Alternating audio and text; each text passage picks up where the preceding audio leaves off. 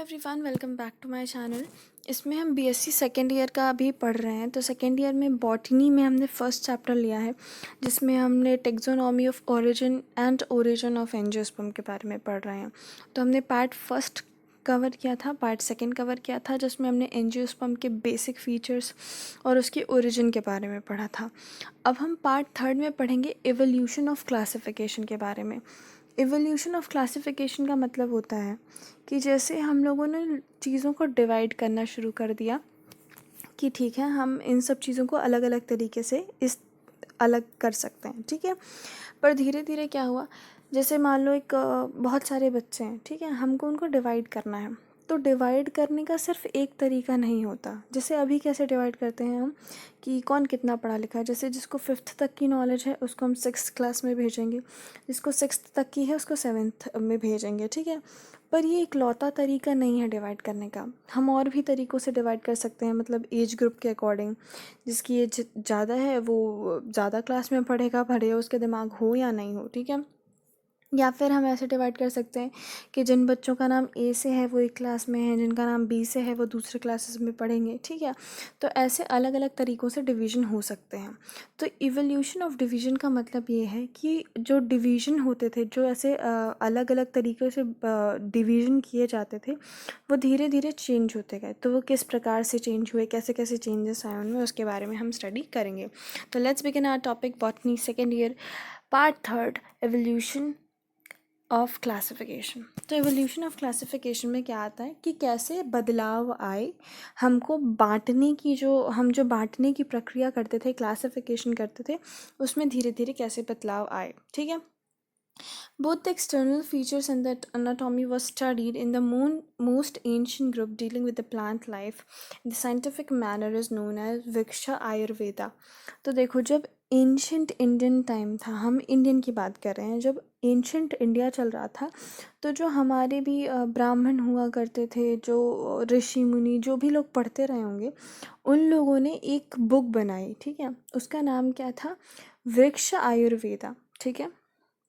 आप इसको वृक्ष वेदा भी कह सकते हैं, ठीक है। तो उस नाम से एक बुक लाए, मतलब उसमें उन्होंने प्लांट्स के बारे में लिखा। और वो प्लांट्स को किस तरह से ऑब्जर्व करते थे, वो प्लांट की एनाटॉमी देखते थे, वो उसके अंदर कैसा कैसा चीज़ें हैं, और उसकी एक्सटर्नल जो अपीयरेंस होता है, मतलब मॉर्फोलॉजी की, उसके पेड़ फूल कैसे आते हैं, इन सब दोनों चीज़ों को, एनाटॉमी मतलब अंदरूनी जो चीज़ें होती हैं उनको, और मॉर्फोलॉजी मतलब जो बाहरी एक्सटर्नल फीचर्स थे, उन दोनों को ध्यान में रख के एक बुक लिखी गई जिसका नाम था वृक्ष आयुर्वेदा, और आप इसको क्या कह सकते हैं? वृक्ष वेदा, ठीक है। The ancient look deals with the morphology. जो सबसे पुराना बुक थी, जो सबसे पहले चीज़ की गई थी, उसमें मॉर्फोलॉजी का ध्यान रखा गया था। मॉर्फोलॉजी का मतलब होता है एक्सटर्नल फीचर्स। मतलब तुम खुद ही सोचो, अगर तुम सबसे पहले पेड़ को देखते हो, ठीक है, तो सबसे पहले तुम उसको काट के शुरू नहीं हो जाओगे कि चलो काट दिया, अब इसमें हम जाइलम देखेंगे, फाइलम देखेंगे, ट्रैकेट्स, वेसल, ऐसे नहीं देखते हैं ना। सबसे पहले क्या होता है, एक्सटर्नल फीचर्स हम देखते हैं कि चलो ठीक है, कि इस पेड़ में जो तना है उसमें एक छाल, खाल, जो भी उसको कहते हैं, छाल आ गई है, ठीक है, कॉर्क बन गया है, कॉर्क कैम्बियम बन रहा है ना। तो उसके बेसिस में डिवीज़न कर सकते हैं। कुछ पेड़ ऐसे होते हैं जिनको लताएं कहते हैं, क्लाइंबर्स कहते हैं ना। तो कुछ क्लाइंबर्स होते हैं, कुछ खुद के मतलब जो एक स्ट्रेट ब्लैंड प्लांट जैसा होता है। जैसे आम का पेड़ जो होता है वो कैसा होता है, वो खुद स्टैब्लिश होता है। तो आप जो एंशंट आया, जो सबसे पुराना डिवीज़न आया, जो सबसे पुरानी बातें प्लांट के बारे में हमको मिली, वो उनके एक्सटर्नल फीचर्स के बेस्ड थी कि अच्छा ठीक है, बाहर से ऐसा दिखता है, इसको इस कैटेगरी में रख दो, ठीक है।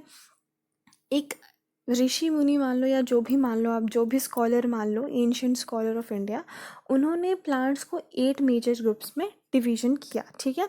आप उनको पढ़ लेना कौन कौन से डिवीजन्स हैं। जैसे वनस्पति, गुच्छा, ये सब आप लोगों ने कहीं कहीं ना कहीं तो सुना ही होगा, ठीक है।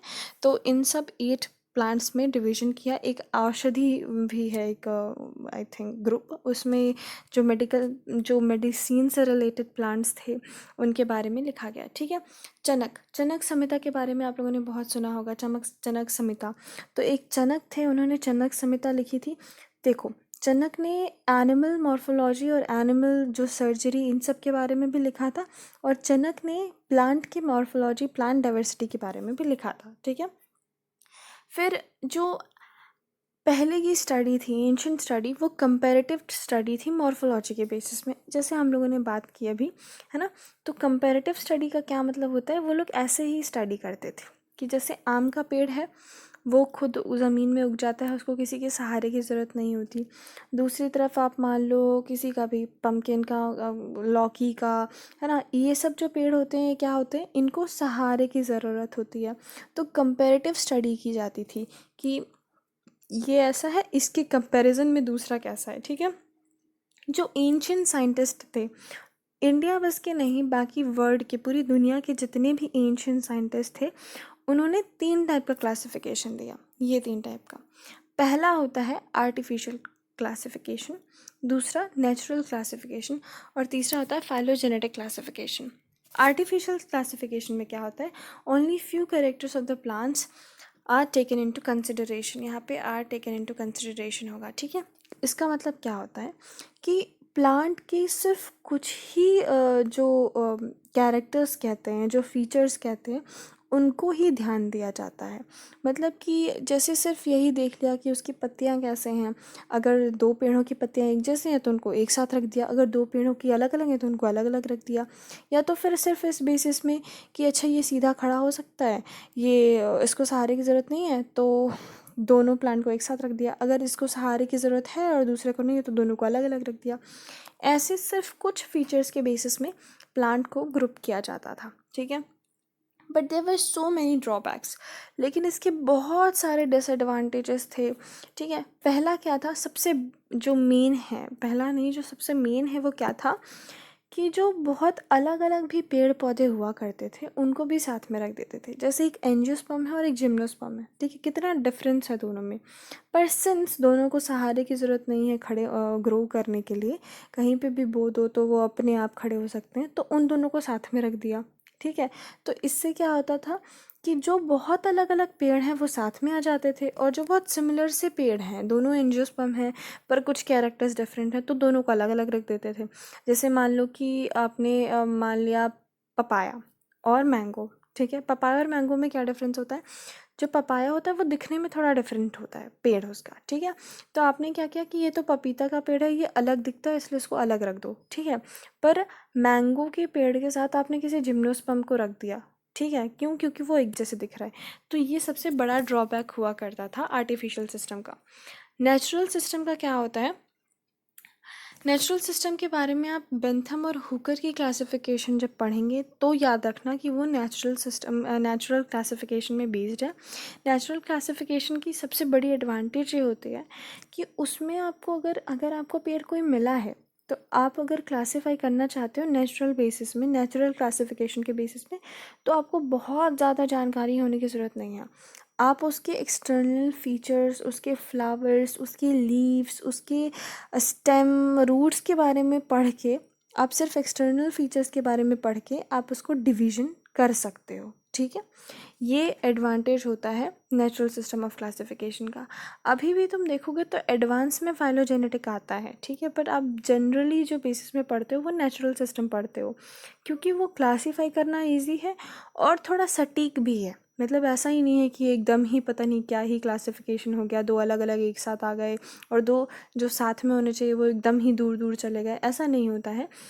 ये कंपैरेटिवली बहुत वो है, इजी भी है, फाइलोजेनेटिक से बहुत इजी है और आर्टिफिशियल से बहुत ज़्यादा बेटर है, ठीक है। इसलिए हम ज़्यादातर जो पढ़ते हैं वो नेचुरल सिस्टम ऑफ क्लासिफिकेशन आता है। फिर है phylogenetic relation. Phylogenetic system is, बचपन से शायद पढ़ते आ रहे होगे कि फाइलोजेनेटिक का क्या मतलब होता है। फाइलोजेनी, कहीं वर्ड सुना है? फाइलोजेनी का मतलब क्या होता है कि ओरिजिन से पढ़ना, ठीक है, कि आप किसी के ओरिजिन से पढ़ रहे हो कि अच्छा उसका ओरिजिन यहाँ से हुआ था।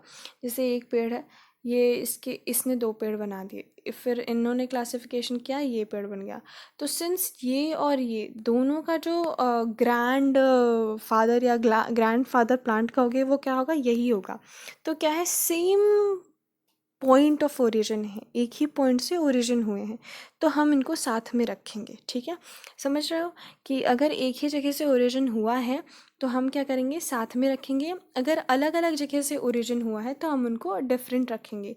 ये होता है फाइलोजेनेटिक रिलेशनशिप। ठीक है, तो देखो, the largest classification of plant, phylogenetic जो होती है वो लार्जेस्ट क्लासिफिकेशन ऑफ प्लांट होती है। अभी तक हमने जितने भी पढ़े, नेचुरल, आर्टिफिशियल, ये बहुत छोटे क्लासिफिकेशन होते थे, पर जो फाइलोजेनेटिक होता है ये बहुत बड़ा क्लासिफिकेशन होता है। ठीक है, plants are kept according to environmental and genetic informations. Affinities की जगह यहाँ पे इन्फॉर्मेशन लिख लेना।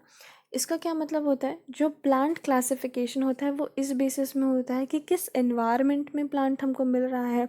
जैसे हर प्लांट हर जगह नहीं उगता। अगर आप सेब उगाओगे राजस्थान में तो नहीं उगेगा, क्यों? क्योंकि सेब विंटर्स मतलब ऐसी जगह पे उगता है जहाँ पे सीज़न जो होता है, जहाँ पे ठंड पड़ती है। ठीक है, तो इसलिए क्या है, एनवायरनमेंट का बेसिस है, और दूसरा क्या है, जेनेटिक इन्फॉर्मेशन के बेसिस में कि वो किससे इवॉल्व होके आया है। ठीक है, एवोल्यूशनरी रिलेशनशिप, ऑब्वियसली अगर यहाँ से ये इवॉल्व हुआ है फर्स्ट वाले से सेकंड, सेकंड से थर्ड, तो इसके बेसिस में क्लासिफिकेशन हो सकता है।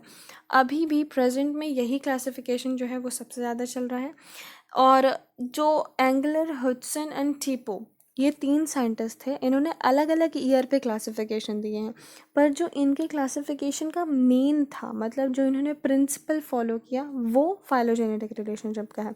प्रिंसिपल का क्या मतलब होता है, जैसे मान लो कि मुझे कुछ करना है, ठीक है, कोई भी एक्सपेरिमेंट करना है, जैसे एंड गेट और गेट शायद आपने पढ़ा हो, तो अगर मुझको उसमें एक्सपेरिमेंट करना है तो मैं वो मेन प्रिंसिपल फॉलो करूँगी। जैसे मान लो मैंने एक बुक गिराई ऊपर से, ठीक है, वो नीचे गिर गई, किसका किसका प्रिंसिपल लगा, ग्रेविटी का। मुझे पता था कि मैं अगर ऊपर से बुक गिराऊंगी तो ग्रेविटी जो है वो बुक को नीचे की तरफ पुल करेगी, खींचेगी अपनी तरफ। ठीक है, सेम चीज़ जब इन लोगों ने क्लासिफिकेशन किया तो इन लोगों ने इस चीज़ को दिमाग में रख के क्लासिफिकेशन किया कि फाइलोजेनेटिक रिलेशनशिप हमको निकालनी है, कि कौन से प्लांट से कौन से प्लांट का एवोल्यूशन होता है, इन्वायरमेंटल कंडीशन कैसी होती है। ठीक है, तो इन तीनों ने क्लासिफिकेशन क्या दी, फाइलोजेनेटिक सिस्टम के बेसिस में क्लासिफिकेशन दी। याद रखना क्यों ज़रूरी है, क्योंकि एमसीक्यू क्वेश्चंस में ये पूछ लेता है।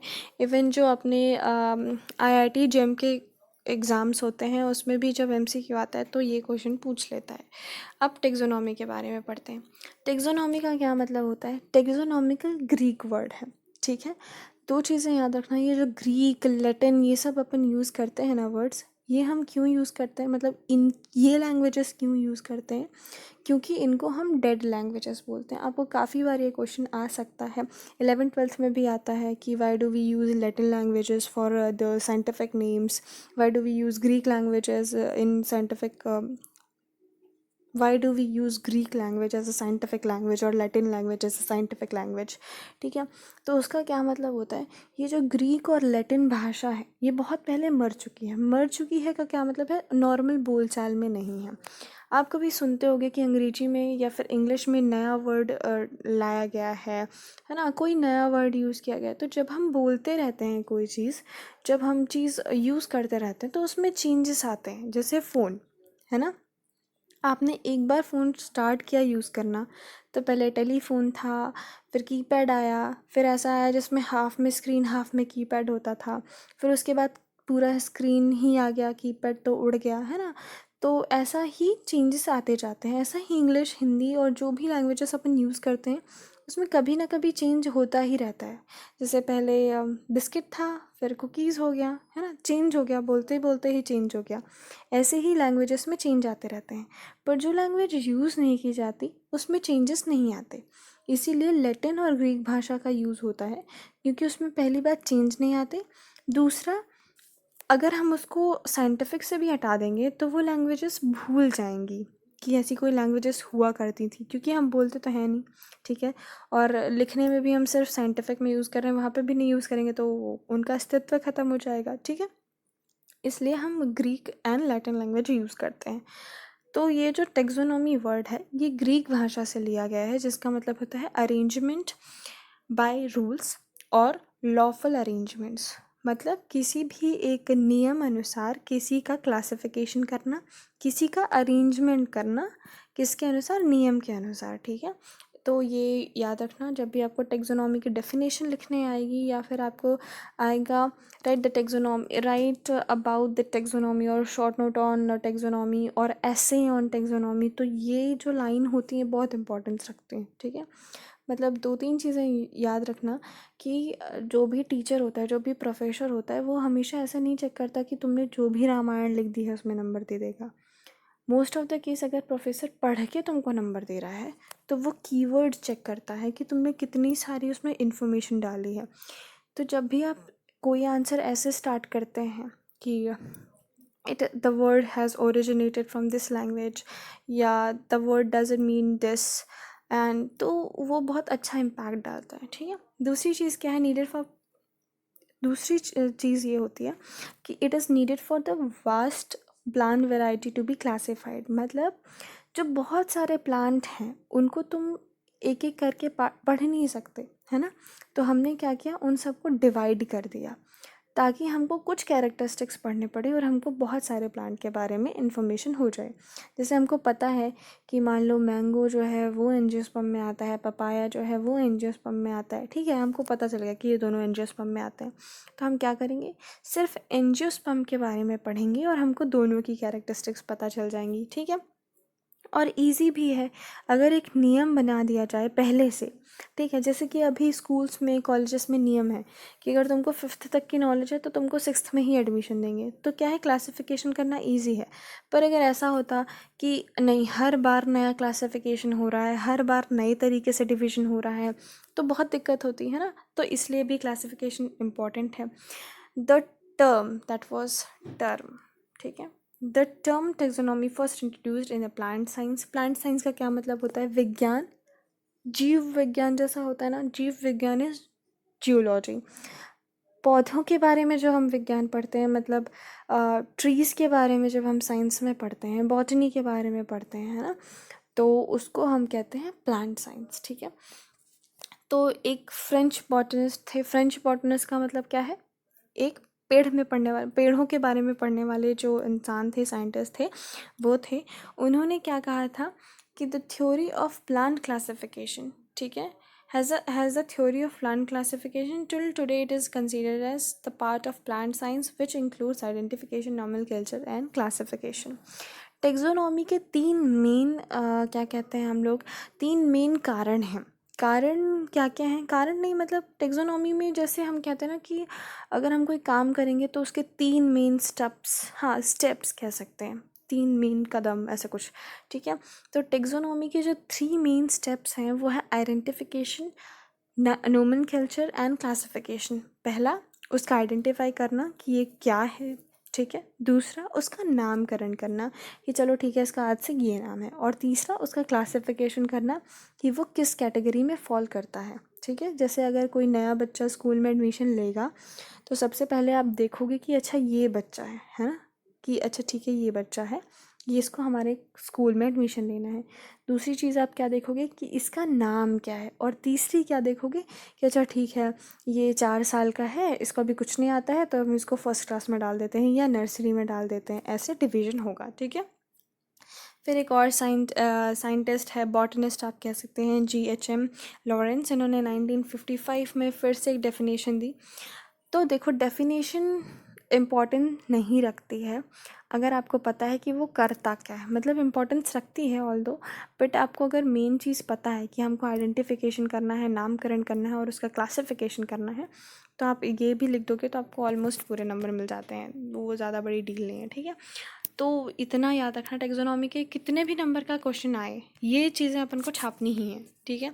फिर एम ऑफ टेक्सोनॉमी, एम का क्या मतलब होता है, जैसे हम कुछ भी करते हैं, जैसे आप अगर ये चैप्टर पढ़ रहे हो तो आपका एम क्या होगा कि आपको BSc का एग्ज़ाम देना है, या तो आपको इन्फॉर्मेशन गेन करनी है, या तो कुछ तो डिज़ायर होगा जिसलिए आपने ये खोला होगा, है ना।